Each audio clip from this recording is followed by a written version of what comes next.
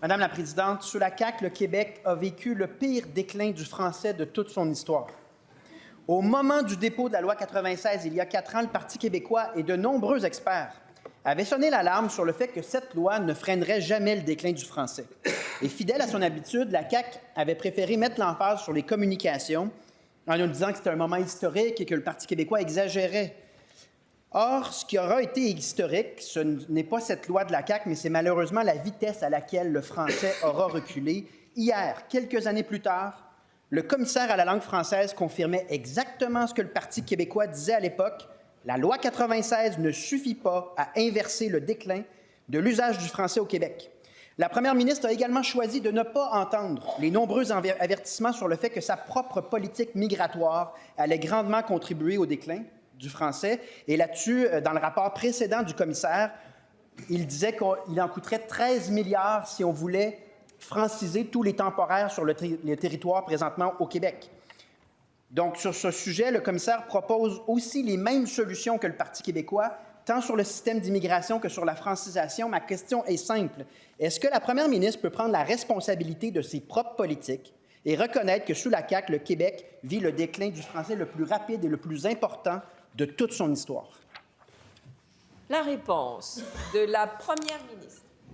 Oui, Madame la Présidente, c'est clair qu'il y a urgence d'agir en lien avec le français, puis c'est ce qu'on a fait. On a cumulé les mesures au fil des dernières années, puis encore ce matin, on présente un projet de loi pour que l'enseignement dans la formation professionnelle, également l'enseignement aux adultes, soit délivré en français. C'est des milliers, des dizaines de milliers de personnes qui vont être diplômées en français dorénavant grâce à cette mesure-là. Et ça vient s'ajouter à toute une série de mesures, et je pense notamment à la loi 96. La loi 96 qui a été, en fait, la plus grande réforme de la Charte de la langue française. Et qu'a fait le PQ par rapport à la loi 96? Bien, il a voté contre. Alors qu'on ne vienne pas nous dire qu'on n'a pas agi dans le bon sens. Le Parti québécois a voté contre. Alors nous, on agit, et on le fait encore aujourd'hui. Par rapport au programme d'immigration, c'est sous ma gouverne qu'ont été intégrées les exigences de connaissances en français, à la fois pour les programmes d'immigration permanente, tout comme l'immigration temporaire. C'est du jamais vu. Le Parti québécois, quand ils étaient au pouvoir, ils ne l'ont pas fait. Nous, on agit. Et on l'a fait de manière modulée aussi, suivant les exigences qui sont requises, mais tout le monde devra apprendre le français. Pas de bravo. Première complémentaire. Donc, la première ministre ne prend pas la responsabilité du fait que, comme l'avait indiqué le Parti québécois, la loi 96 était insuffisante.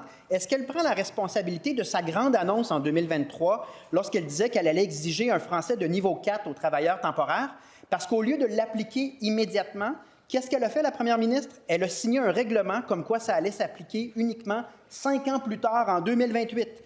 Agir pour freiner le déclin du français orchestré par la CAQ elle-même, c'est tellement urgent que ça peut attendre 5 ans avec la première ministre.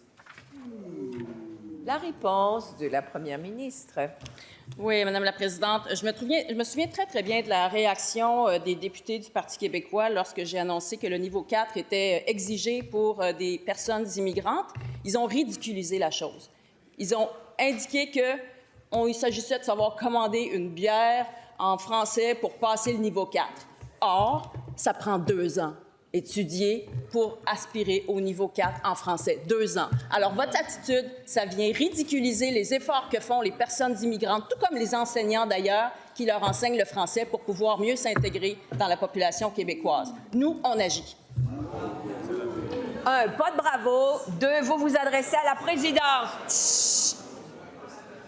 On garde le silence et j'aimerais maintenant entendre la deuxième complémentaire. Chut. Donc, la première ministre ne prend pas la responsabilité. Il ne dit pas un traître mot du fait que sa mesure ne s'applique pas avant 2028. Donc, c'est quoi 8 ans de CAQ au pouvoir? Un déclin du français historique comme langue du travail, comme langue dans l'espace public, comme langue parlée à la maison, comme langue de consommation culturelle, un déclin historique sur la langue d'accueil dans les commerces et dans les études supérieures.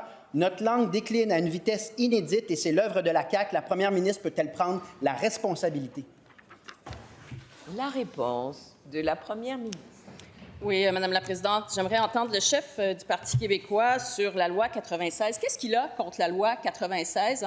Qu'est-ce qui explique qu'ils ont voté contre et que maintenant ils se font présumément des grands défenseurs de la langue française? Quand ça compte vraiment, là, Le PQ n'est plus là. Le PQ regarde ailleurs parce qu'en fait, il mise tous ses efforts sur le grand soir, le référendum. C'est tout ça qui devrait supposément régler l'ensemble des problèmes au Québec. Nous, on agit à court terme, à moyen terme, à long terme pour relancer la croissance du français, l'apprentissage du français par les personnes immigrantes, également par des anglophones au Québec, puisque les cours de francisation sont maintenant également disponibles pour les anglophones établis au Québec.